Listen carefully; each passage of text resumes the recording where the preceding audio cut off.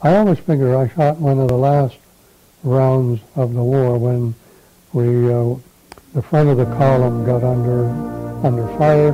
We all hopped over the trucks, ran through a gate and a hedge, and saw a movement, fired, and I hit a guy through here, and then I got the shock of my life. All these young fellows, 15, 16, stood up, Hitler Youth, with their hands up, and they had bazookas, 42 machine guns, rifles, all behind a hedge.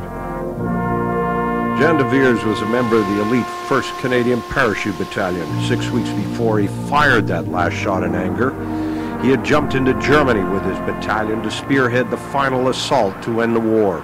He was 21.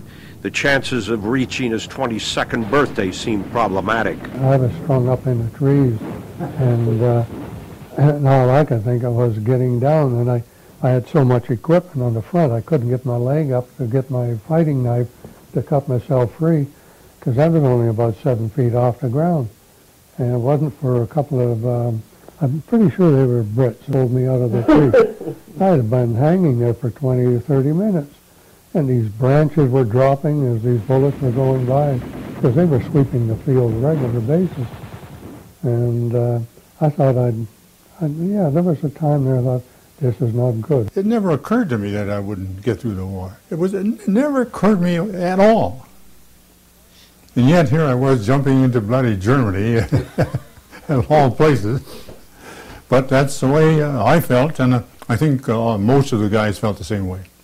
Yes, they felt they would make it, but even those who did make it recall one of the prices: exhaustion.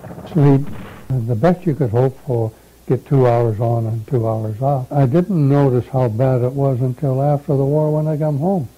And I realized that I never learned to sleep with my eyes closed until 10 years later. Yes, these men have memories of comrades killed or wounded, of battles fought and overcoming fear. Bob Fairlatt has these memories, but he has one other that has haunted him all these years: a school in England bombed by the Germans. All of the children were killed. To see that, I can't get it out of my memory. Even yet, I get emotional, as I almost did right there, just telling about it.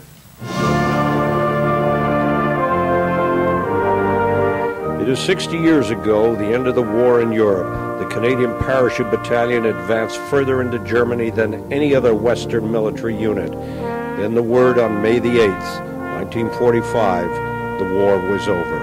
The very first things I thought of, I'm going to see the wife sometime.